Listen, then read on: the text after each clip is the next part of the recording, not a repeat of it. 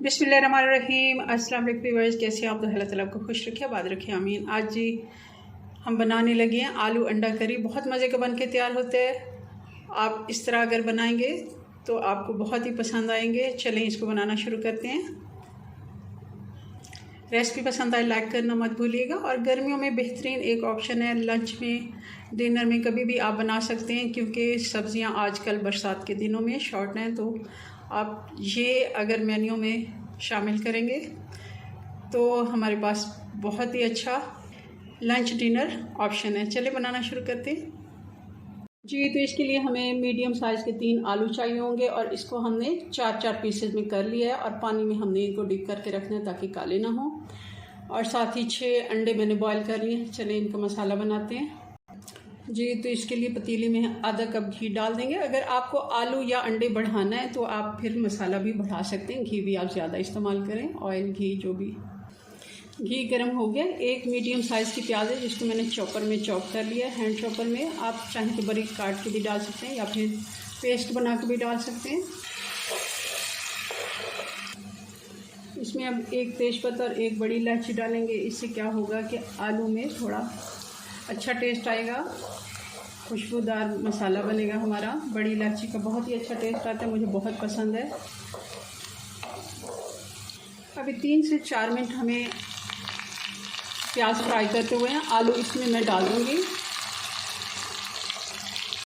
इससे क्या होगा, प्याज भी फ्राई हो जाएगी और आलू भी हमारे फ्राई हो जाएंगे। पहले मैं ऐसा करती थी कि सबसे पहले आलू फ्राई करके निकाल लेती थी और फिर प्याज में, मगर आजकल मैं इसी तरह ही प्याज के साथ इनको फ्राई कर लेती हूँ और दोनों एक ही टाइम में अच्छे से फ्राई हो जाते हैं। प्याज भी बहुत ही अच्छा सा घुल जाता है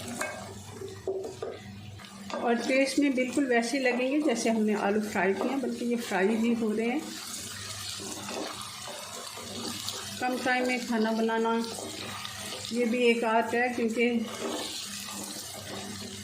कई दफ़ा हमें दिन में 2 से 3 दफ़ा भी कुकिंग करनी पड़ जाती है। तो इस तरह अगर हम अपनी कुकिंग को आसान बनाएंगे तो हमारा टाइम भी बचेगा। और गर्मियों में तो बिल्कुल भी किचन में इतना ज़्यादा टाइम गुजारना भी नहीं चाहिए जी। तो आप देख रहे हैं प्याज भी हल्का गोल्डन हमारा हो गया, आलू भी हमारे अच्छे से फ्राई हो गए हैं। अब डाल देंगे 1 बड़ा चम्मच अदरक और लहसुन का। इसको भी हम 1 मिनट के लिए फ्राई कर लेते हैं। आँच बिल्कुल स्लो रखिए इस जगह पर, क्योंकि प्याज को भी अब कलर आ गया है।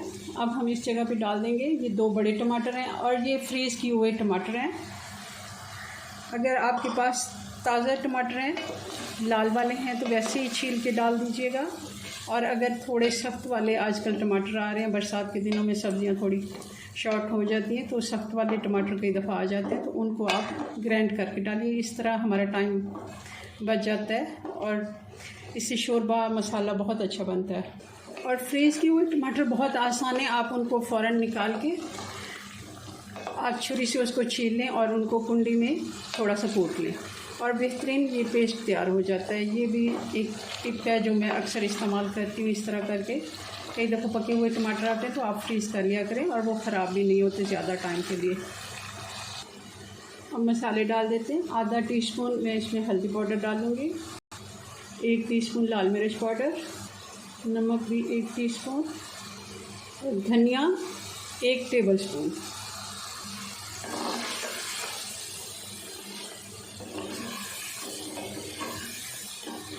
थोड़ा सा पानी डालते हुए अच्छे से हम आलू को भूनेंगे। जितना अच्छा आलू भुना होगा उतना ही अच्छा टेस्ट आएगा। मसाला हमारा अच्छे से भुन गया। अगर हम पेस्ट के बजाय इस तरह प्याज को थोड़ा सा चॉप करके डालते हैं बारीक, तो उससे दानेदार मसाला बनता है, बहुत ही अच्छा टेस्ट भी आता है, क्योंकि वो भुना भी जाता है अच्छे से, वो भी अच्छा है। मगर इस तरह ये है कि काफ़ी हमारा टाइम भी बच जाता है, क्योंकि चले जी। अब अच्छे से आलू भुन गया। अब इसमें पानी डाल देते हैं। पानी हम इतना डालेंगे कि आलू भी गल जाए और थोड़ा बहुत इसका मसाला बच भी जाए। मीडियम आंच पे हम इसको 12 से 14 मिनट देंगे ताकि अच्छे से आलू हमारे गल जाएं।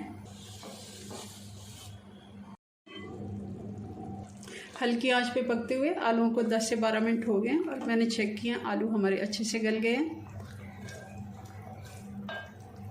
हरी मिर्चें डाल देंगे थोड़ा सा कट लगा के।